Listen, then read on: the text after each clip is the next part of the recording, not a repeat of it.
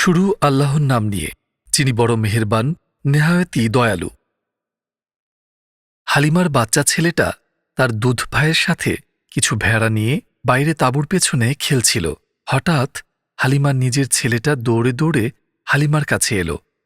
এসে বলতে লাগল, আমার কুরাইশ ভাইটা আছে না, দুইজন লোক সাদা পোশাক পরা তাকে মাটিতে শুইয়ে তার বুক ফাঁক করে ফেলেছে, বুকের ভেতর হাত ঢুকিয়ে নাড়ছে।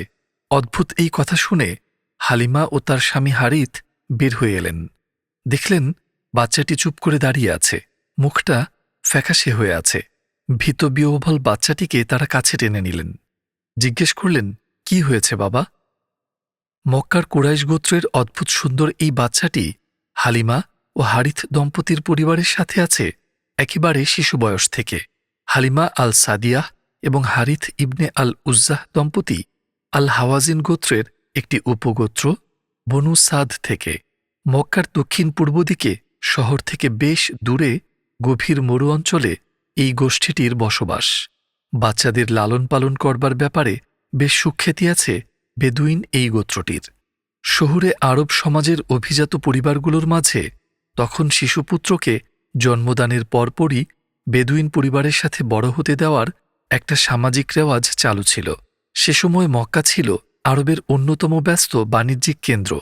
মক্কা শহরে তখন বিভিন্ন রোগবালাই আর মহামারী লেগেই থাকত, তাই শিশুমৃত্যুর হার ছিল উচ্চ।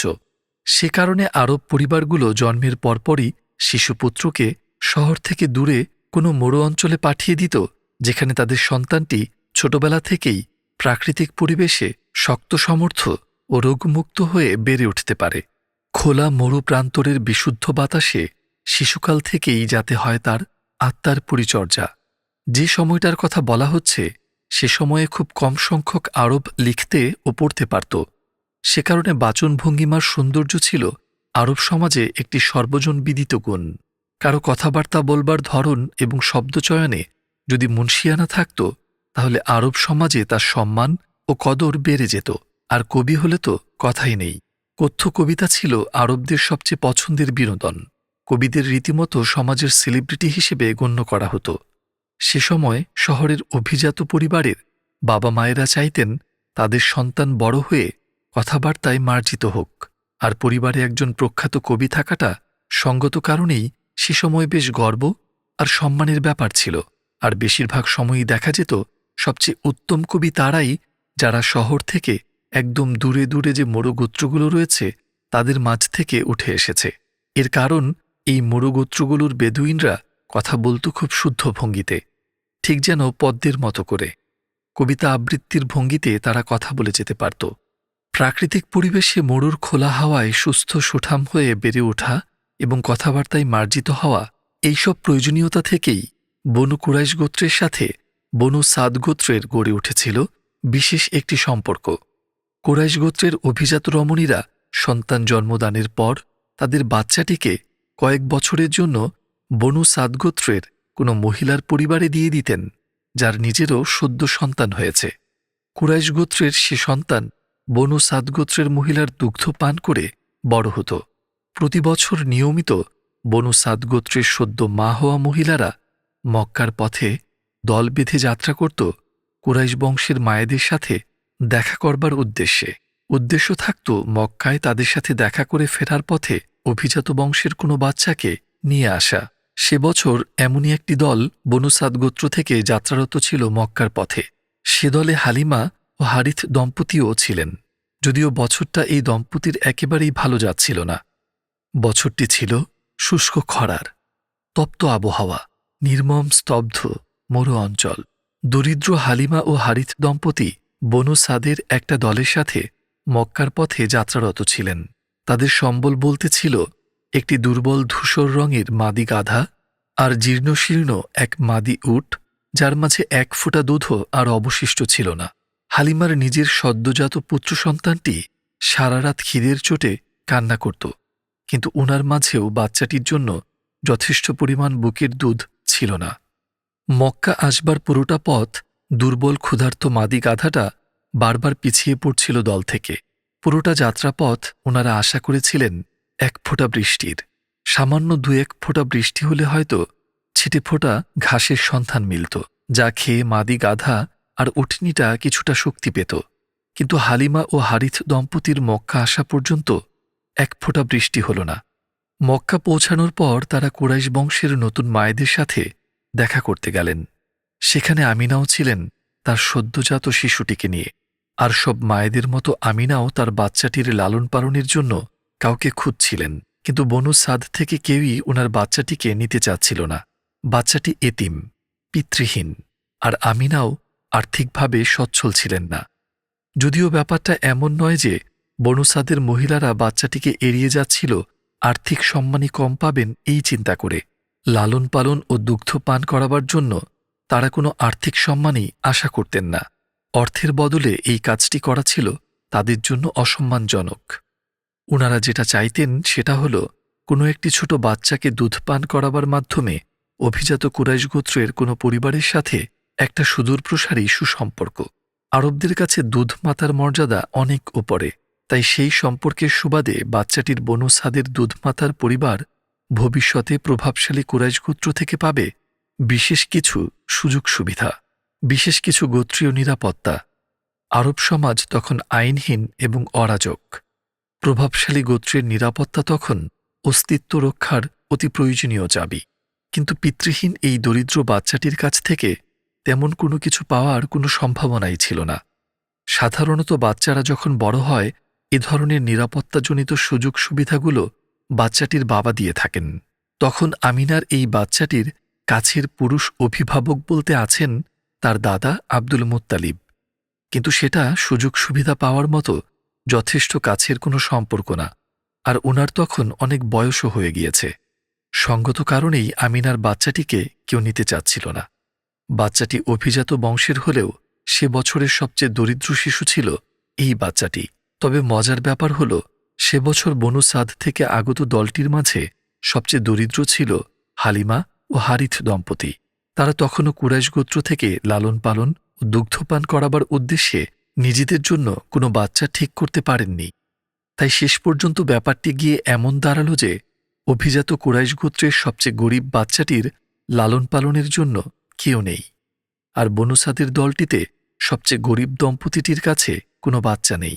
হালিমা ও হারিথ দম্পতি হতাশ হৃদয়ে নিজেদের অঞ্চলে ফেরত যাওয়ার জন্য উদ্যত হলেন। মক্কা ছাড়বার ঠিক আগ মুহূর্তে হালিমা তার স্বামীকে বললেন, দলের অন্য সবার কাছে একটা করে ছোট বাচ্চা আছে, আমার কাছে নেই। এভাবে দলের সাথে খালি হাতে ফেরত যেতে আমার একদমই ইচ্ছে করছে না। তার চেয়ে এক কাজ করা যাক, ওই এতিম বাচ্চাটিকে সাথে করে নিয়ে যাওয়া যাক। হয়তো উপরওয়ালা এই বাচ্চাটির মাধ্যমেই আমাদের কোনো বরকত দিয়ে দেবেন। হারিথ বললেন, তোমার যা ভালো মনে হয়। হালিমা গিয়ে বাচ্চাটিকে নিয়ে আসলেন। শিশুটিকে বুকে চেপে যেখান থেকে ফেরত যাত্রা শুরু হবে সেখানে আসলেন। যাত্রা ফেরতের ঘোড়াগুলো সেখানেই বাঁধা ছিল। সেই পর্যন্ত আসবার পর তিনি একটা অদ্ভুত ব্যাপার খেয়াল করলেন। যেই তিনি নতুন বাচ্চাটির মুখ নিজের বুকে চেপে ধরলেন, দুধ যেন উপচে পড়ল বাচ্চাটির জন্য। মক্কা আসবার সময় পুরোটা পথ হালিমার মাঝে নিজের ছেলেটার জন্য যথেষ্ট বুকের দুধ ছিল না, অথচ এখন দুধ যেন উপচে পড়ছে। বাচ্চাটি নিজে খেল, সাথে হালিমার নিজের ছেলেটাও খেল। খেয়ে দুজনেই ঘুমিয়ে পড়ল। বাচ্চা দুটো ঘুমিয়ে পড়লে হারিথ বের হয়ে উটনিটার কাছে গেলেন। আশ্চর্য হয়ে লক্ষ্য করলেন উটনিটার বাটও দুধে পরিপূর্ণ হয়ে আছে। দুধ দুইয়ে দুজন তৃপ্তি করে খেলেন। পরদিন সকালে উঠে হারিথ বলতে লাগলেন, সত্যিই হালিমা, আসলেও এক বরকতময় শিশু নিয়ে এসেছ তুমি। হালিমা বললেন, বরকতের আশায় তো ওকে আনা। নতুন শিশুটিকে নিয়ে তারা তাদের নিজ অঞ্চলের দিকে রওনা দিলেন। পথিমধ্যে আরেকটা অদ্ভুত ব্যাপার ঘটল। যাত্রাপথে হালিমা নতুন শিশুটিকে নিয়ে মাদি গাধাটার পিঠে বসিয়ে চলছিলেন। গাধাটা কি এক আশ্চর্য তেজে দলের অন্য গাধাগুলোকে পেছনে ফেলে তরতর করে সামনে এগিয়ে যাচ্ছিল। পিছিয়ে পড়া দল থেকে বারবার বলছিল, আরে থামো থামো, ব্যাপার কি? এই গাধাটাই কি সঙ্গে করে এনেছিলে নাকি? আসবার সময় তো বারবার পিছিয়ে পড়ছিল। হালিমা বললেন, হ্যাঁ, এই গাধাটাই তো। দল থেকে কেউ বলল, আজব কিছু যেন ভর করেছে পশুটার উপরে। দীর্ঘ যাত্রা শেষে নিজ অঞ্চলে ফেরত আসলেন তারা। বনু সাদ গোত্রের এই অঞ্চলটি আরবের মরুর বুকে খুব রুক্ষ একটি এলাকার মাঝে অবস্থিত। অনুর্বর জমি, গাছপালা নেই, জমিন ফসলহীন। গবাদি পশু চড়াবার জন্য কালে ভদ্রে ঘাস দেখা যেত। কিন্তু কুরাইশ বংশের বাচ্চাটি হালিমার পরিবারে আসবার পর থেকে তারা আরও একটি ব্যাপার খেয়াল করলেন। ওনাদের পালিত পশুগুলো সারাদিন কোত্থেকে এই বিরান চারণভূমিতে ঘাস খেয়ে ভরপেটে ফেরত আসে। শুধু তাই নয়, সন্ধ্যাবেলা যখন ফেরত আসে তাদের বাটগুলো থাকে দুধে পরিপূর্ণ। এদিকে আশেপাশের প্রতিবেশীদের পালিত পশুগুলোর খালি পেট, এক ফোঁটা দুধ নেই তাদের মাঝে। প্রতিবেশীরা তাদের মেষপালকদের বলত, হালিমার পশুগুলো যে ভূমিতে চড়ে সেখানে নিয়ে যাও। বাচ্চাটি আসলেও হালিমা ও হারিথ দম্পতিকে বরকতের নানা আলামত দিচ্ছিল। বাচ্চাটি সুন্দর বেড়ে উঠতে থাকে হালিমা পরিবারের সাথে। সুন্দর বাড়ন্ত গড়নের শিশুটি অন্য সমবয়সী বাচ্চাদের তুলনায় শারীরিক গঠনে বেশ বড়সড়। বাচ্চাটির 2 বছর হল। তাকে মক্কায় তার মার কাছে নিয়ে আসা হল। যদিও হালিমা ও হারিথ দম্পতি আরও কিছুদিন বাচ্চাটিকে নিজেদের সাথে রাখবার জন্য উদ্গ্রীব হয়েছিলেন। হালিমা বাচ্চাটির মা আমিনাকে বললেন, আমার এই ছোট্ট ছেলেটা আর কটা দিন আমাদের সাথে থাকুক, আর একটু শক্ত সমর্থ হোক। ভয় হয় আবার না মক্কার মহামারীতে আক্রান্ত হয়ে পড়ে। আসলে উদ্গ্রীব হালিমা ও হারিথ দম্পতি খুব করে চাচ্ছিলেন বাচ্চাটি যেন আরও কিছুদিন তাদের পরিবারের সাথে থাকে। এই বাচ্চাটির কারণে তাদের সংসারে আসা ছোটখাটো বিভিন্ন মঙ্গলের আলামত তাদের অজানা ছিল না। কিছুটা জোর আর আবদার করেই ওনারা বাচ্চাটিকে আবার তাদের সাথে করে নিয়ে আসেন। নিয়ে আসবার কয়েক মাসের মধ্যেই বাচ্চাটির সাথে ঘটে এক অদ্ভুত ঘটনা, যা ইসলামের ইতিহাসের অতীব গুরুত্বপূর্ণ ঘটনাগুলোর মাঝে একটি। আরবিতে এই ঘটনাকে অভিহিত করা হয় শাক্কাল সাদার নামে, আক্ষরিকভাবে যার অর্থ বক্ষ বিভক্তিকরণ। বাচ্চাটি তার দুধ ভাইয়ের সাথে বাইরে তাঁবুর পেছনে খেলছিল। হঠাৎ বাচ্চাটির দুধ ভাই দৌড়ে হালিমার কাছে আসে। এসে হন্তদন্ত হয়ে জানায়, সাদা পোশাক পরা 2 জন লোক তার কুরাইশ ভাইকে মাটিতে শুইয়ে বুক ফাঁক করে ভেতরে হাত ঢুকিয়ে নাড়ছে। এ কথা শুনে হালিমা ও হারিথ দম্পতি ছুটে গেলেন বাইরে। দেখলেন বাচ্চাটি ফ্যাকাশে মুখে দাঁড়িয়ে আছে। বাচ্চাটিকে তারা কাছে টেনে নিলেন। জিজ্ঞেস করলেন, কি হয়েছে বাবা? বাচ্চাটি বিহ্বল হয়েছিল। কোনোমতে বলল, 2 জন সাদা পোশাক পরা লোক আমাকে মাটিতে শুইয়ে আমার বুকের ভেতর কি যেন খুঁজল, আমি ঠিক জানি না। হালিমা ও হারিথ দম্পতি আশেপাশে তাকিয়ে কাউকে দেখলেন না। বাচ্চাটির বুকে কোনো জখমের চিহ্ন নেই। অনেকভাবে প্রশ্ন করেও তারা একই জবাব পাচ্ছিলেন বাচ্চাটির কাছ থেকে। তারা বুঝতে পারছিলেন বাচ্চাটি সত্য বলছে। এবার হারিথ কিছুটা ভয় পেলেন। তিনি সন্দেহ করলেন হয়তো অশুভ একটা কিছু বাচ্চাটির ক্ষতি করবার চেষ্টা করেছে। তিনি হালিমাকে বললেন, বাচ্চাটিকে তার মার কাছে ফেরত দিয়ে আসতে। হালিমা বাচ্চাটিকে নিয়ে তার মার কাছে মক্কায় ফেরত গেলেন। যাওয়ার সময় তিনি প্রথমে মনে করেছিলেন আমিনাকে অদ্ভুত ঘটনাটির ব্যাপারে কিছু বলবেন না, কিন্তু হালিমার বাচ্চাটিকে কাছে রাখবার সিদ্ধান্ত এত দ্রুত বদলাতে দেখে আমিনা কিছুটা কৌতূহলী হয়ে ওঠেন এবং কিছুটা জোর করে হালিমার কাছ থেকে ঘটনাটা শোনেন। তবে হালিমার কাছ থেকে পুরো ঘটনা শুনবার পর তিনি একেবারেই বিচলিত হন না, বরং অশুভ কিছুর প্রভাবের আশঙ্কাটা তিনি এক কথায় নাকচ করে দেন। তিনি হালিমাকে আশ্বস্ত করে বলেন, আমার এই ছেলের জন্য অনেক বড় কিছু অপেক্ষা করে রয়েছে। মা আমিনা ঠিকই বলেছিলেন। অসম্ভব বড় একটি ব্যাপার এই পবিত্র শিশুটির জন্য তখন অপেক্ষা করেছিল। মধ্যপ্রাচ্যের সমগ্র ইহুদি ও খ্রিস্টান সম্প্রদায় তখন এই শিশুটির জন্য নিঃশ্বাস আটকে অপেক্ষা করেছিল। এই 2 সম্প্রদায়ের আসমানি কিতাবেই কঠিনভাবে ভবিষ্যদ্বাণী করা ছিল এই মহাপুরুষের আবির্ভাবের। তারা জানত না রুক্ষ আরবের মরুর বুকে আগমন ঘটে গেছে তাদের বহুল প্রতীক্ষিত মহাপুরুষের। শাক্কাল সাদার ছিল তারই প্রস্তুতিস্বরূপ। বহু বছর পর শিশুটির মুখে যখন এই ঘটনার বিস্তারিত ব্যাখ্যা শোনা যায়, তিনি সাল্লাল্লাহু আলাইহি ওয়াসাল্লাম বলেন, 2 জন সাদা পোশাকের ব্যক্তি আমার নিকট আসল। তাদের সাথে স্বর্ণের এক পাত্র ভর্তি শুভ্র তুষার। তারা আমাকে ধরে রেখেছিল। আমার বক্ষ বিভক্ত করে আমার হৃদয়টাকে তারা বের করে আনে এবং সেখান থেকে কৃষ্ণবর্ণের এক টুকরো রক্তপিণ্ড তারা বের করে ফেলে দেয়।